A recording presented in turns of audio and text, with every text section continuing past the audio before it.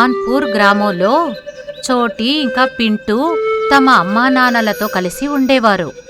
నాన్నా, నిన్న రాత్రి పింటూ ఎవరో అమ్మాయితో మాట్లాడుతున్నాడు. నాన్న, నేను నా ఫ్రెండ్తో మాట్లాడాను, ఇది అబద్ధం చెప్తుంది. మీరిద్దరూ స్కూల్కి రెడీ అవ్వండి. అప్పుడే వాళ్ళ నాన్న న్యూస్ పేపర్ చదువుతూ బయటికొస్తారు. పిల్లలు, కోవిడ్-20 మహమ్మారి కారణంగా దేశమంతా లాక్డౌన్ పెట్టేశారు.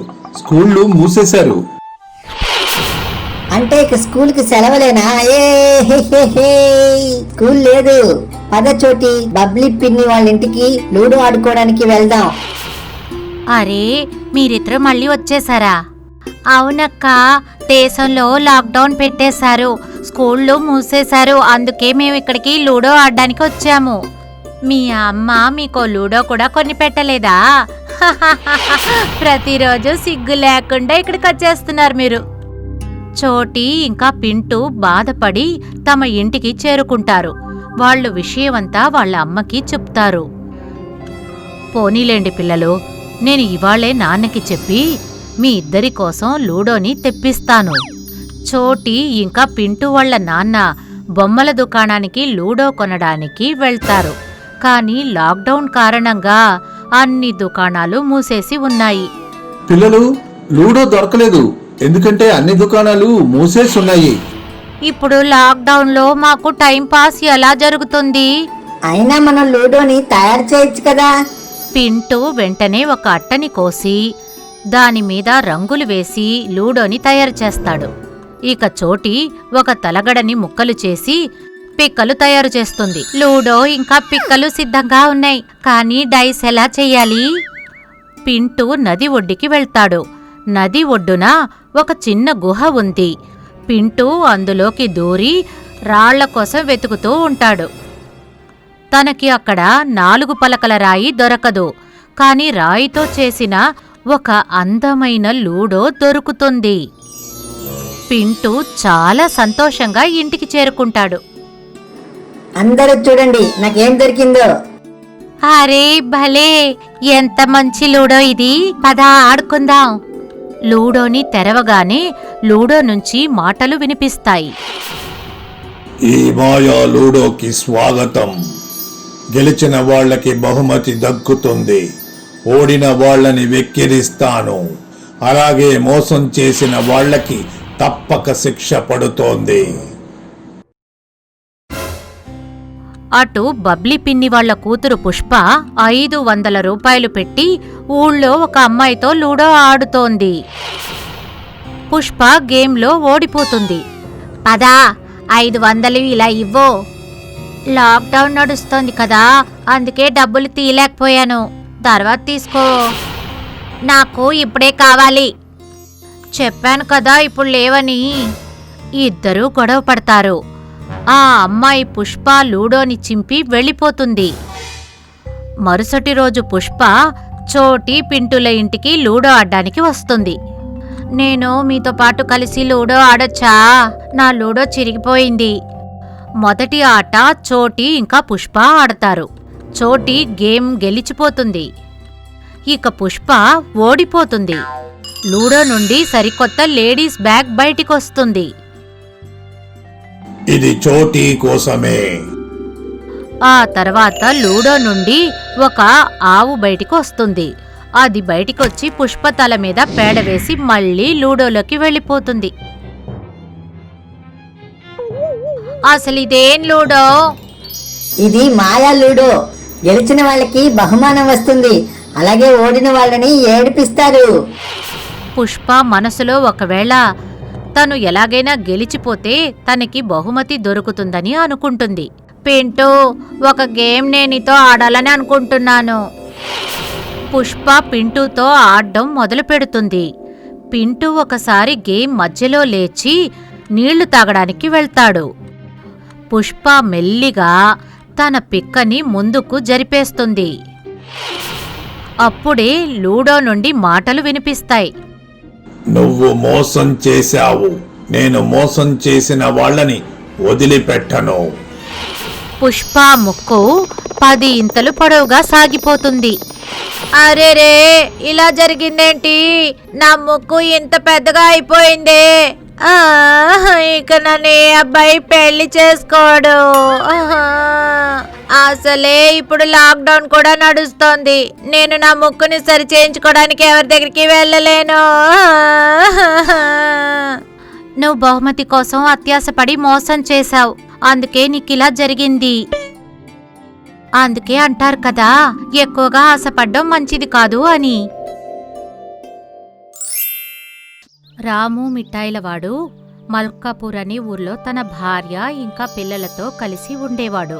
రాము పొద్దుట పూట జిలేబీలు వేస్తే సాయంత్రం పూట సమోసాలు చేసేవాడు. తను జిలేబీ ఇంకా సమోసాలే కాకుండా మిఠాయిలు కూడా అమ్మేవాడు. మధ్యాహ్నం పూట తన అబ్బాయి గోలు ఇంకా తన కూతురు మీను స్కూల్ నుండి తిరిగి వెళ్లేటప్పుడు దుకాణానికి వస్తూ ఉండేవారు. నాన్నగారు, ఇవాళ కోలు తల మీద కాకి రెట్ట వేసింది. నాన్నగారు, ఇవాళ మేడం గారు మీను జల పట్టుకొని బాగా చితకొట్టారు, బాగా తన్నారు. తిను క్లాస్ లో వెనకాల కూర్చొని తన స్నేహితులతో మొబైల్లో ఫ్యాషన్ షో చూస్తుంది. నాన్నగారు, తను అబద్ధం చెప్తున్నాడు. ఇక మీరిద్దరూ గొడవ పడడం ఆపండి, ఇంటికి వెళ్ళండి. అలాగే మీ అమ్మని రసగుల్లాల కోసం పాకం తీసి పెట్టమని చెప్పండి. సాయంత్రం రాము ఇంటికి చేరేసరికి తన భార్య మంచం మీద స్పృహ తప్పి పడిపోవడం చూస్తాడు. ఇక పిల్లలు తనకి విసినకర్రతో విసురుతున్నారు. ఏమైంది? ఇప్పటిదాకా పాకం తయారు చేయలేదా? మన సేటుగారి ఇంటి నుండి 5 కేజీలు రసగుల్లాలు చేయమని ఆర్డర్ వచ్చింది. నేనసలు ఎండ తట్టుకోలేకపోతున్నానండి. ఎన్ని రోజులుగా చెప్తూనే ఉన్నాను, ఒక కూలర్ కొనుక్కురమ్మని. కూలర్ లేకుండా నేను పని చెయ్యలేను. రాము ఇక తప్పని పరిస్థితుల్లో ఒక కూలర్ కొని తీసుకొస్తాడు. ఇవాళ కూలర్ దగ్గరే నేను పడుకుంటాను. నీ లాగు ఎగిరిపోతుంది, నువ్వు ఊరుకో, నేను కూలర్ దగ్గర పడుకుంటాను. ఇప్పుడు రాము భార్య హాయిగా కూలర్ గాలిలో పాకం అలాగే మిఠాయిలకి కావలసిన సామాన్లను తయారు చేసేది. ఒకరోజు పక్కింటి పింకీ రాము ఇంటికి వస్తుంది. వదిన గారు, ఇంటికి కాస్త అత్తారింటి నుండి చుట్టాలు వచ్చారు. మా ఇంట్లో పంచదార అయిపోయింది, కాస్త పంచదార ఇస్తారా? రేపు సాయంత్రం తిరిగి ఇచ్చేస్తాను. అలాగే, నేనిప్పుడే తీసుకొస్తాను, నువ్వు కూర్చో. పింకీకి రాము ఇంట్లో కొత్త కూలర్ని చూసి చాలా అసూయ కలుగుతుంది. మేము మా ఇంట్లో వేడికి కాలిపోతూ ఉంటే ఇక్కడేమో ఈ మేడం గారు కూలర్లో హాయిగా ఉంటోంది. అప్పుడే రాము భార్య పంచదార తీసుకొని వస్తుంది.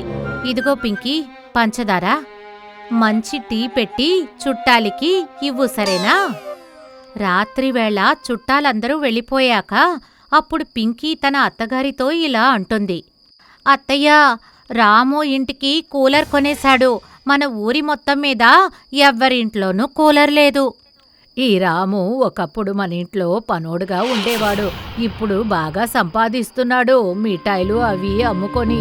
నువ్వొక పని చెయ్యి, రేపు పంచదార తిరిగిచ్చేటప్పుడు ఆ పంచదారలో కాస్త దోమల మందు కలిపే. ఏంటి, అర్థమైందా? మరుసటి రోజు పింకీ పంచదారలో బోలెడంత దోమలు చంపే మందుని కలిపేస్తుంది. తను రాము భార్య దగ్గరికి పంచదార తిరిగి ఇవ్వడానికి వెళ్తుంది. ఇదిగోండి వదిన గారు, పంచదార. రాము భార్య ఆ పంచదారని జిలేబీల పాకంలోకి వాడుతుంది. మరుసటి రోజు ఎప్పట్లాగానే రాము దుకాణానికి జిలేబీలు కొనేవాళ్ళు అందరూ వచ్చేస్తారు. వాళ్ళంతా బాగా జిలేబీలని తింటారు. జిలేబీలు తినగానే అందరి ఆరోగ్యం పాడైపోతుంది. అందరికీ వాంతులు విరోచనాలు పట్టుకుంటాయి. రాము, నువ్వు జిలేబీలలో ఏం కలిపేశావు? తను మనల్ని చంపాలని చూస్తున్నాడు, కొట్టండి. జనాలు రాముని బాగా చిత్తకొడతారు. తన దుకాణాన్ని పగలగొట్టేస్తారు. అలాగే ఆ మిఠాయిలన్నీ పారేస్తారు. రాముని హాస్పిటల్లో అడ్మిట్ చేస్తారు. నీ భర్త వెన్నెముక విరిగిపోయింది, తగ్గడానికి చాలా సమయం పడుతుంది. రాము వ్యాపారం మొత్తం నాశనమైపోయింది. రాము భార్యకి ఇంటి ఖర్చులకి కూడా కష్టంగా ఉంటోంది. గోలు ఇంకా మీనుల చదువులు కూడా ఆగిపోయాయి. నేను ఐస్ క్రీమ్ కొనుక్కోవడానికి వెళ్తున్నాను. ఇది నాకు నా ప్యాంట్ జోబీలో దొరికింది. ఆ 10 రూపాయలు ఇలా ఇవ్వు, దీంతో కూర వస్తుంది. ఐస్ క్రీం వద్దు. నేను ఇవ్వను. ఎందుకనివ్వవు? గోలు తల్లి గోలుని పట్టుకోవడానికి పరిగెత్తుతుంది. గోలు పరిగెడతాడు.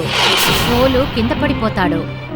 ఆ 10 రూపాయల నోటు ఎగిరి కూలర్ వెనుక నుండి కూలర్లోకి వెళ్ళిపోతుంది. కానీ కూలర్ ఎదురు నుండి ఒకేసారి బోలెడని నోట్ల వర్షం మొదలైపోతుంది. ఇదెలా జరిగింది? మీను తన పర్సు నుండి ఒక 100 రూపాయల నోటు తీసుకొని వస్తుంది.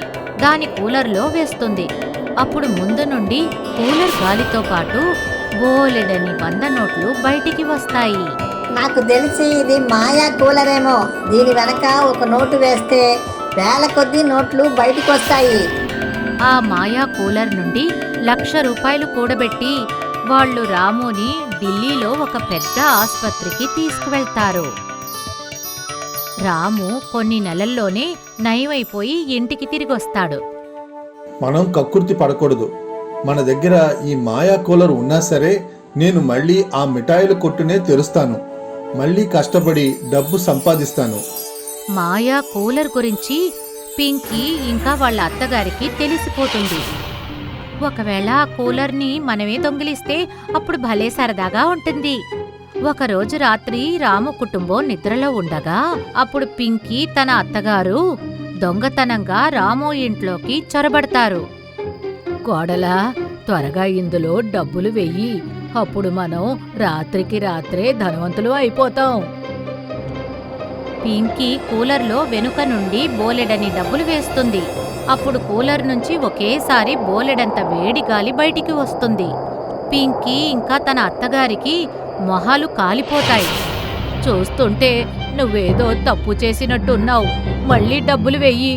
పింకీ మరోసారి కూలర్లో డబ్బులు వేస్తుంది. కూలర్ నుండి ఒక గొంతు వినిపిస్తుంది. నేను అత్యాస పరులకి సహాయం చెయ్యను. మీరు డబ్బు మీద అత్యాసపడి నన్ను ఉపయోగించారు. ఇక దాని పరిణామాన్ని అనుభవించండి. అమ్మో, పారిపోండి! పింకీ ఇంకా వాళ్ళ అత్తగారు పరిగెత్తుతారు. కానీ బాణాలు వాళ్ళ వీపుకి గుచ్చుకుంటాయి. పింకీకి కోపం వచ్చి కూలర్ని తీసుకువెళ్లి రాము ఇంట్లో పెట్టేస్తుంది. నన్ను క్షమించండి వదినా, మేము మీ మాయా కూలర్ని దొంగిలించాము. అలాగే దాని పరిణామాన్ని కూడా అనుభవించాము. అందుకే కదా అంటారు, దురాశ దుఃఖానికి చేటు అని.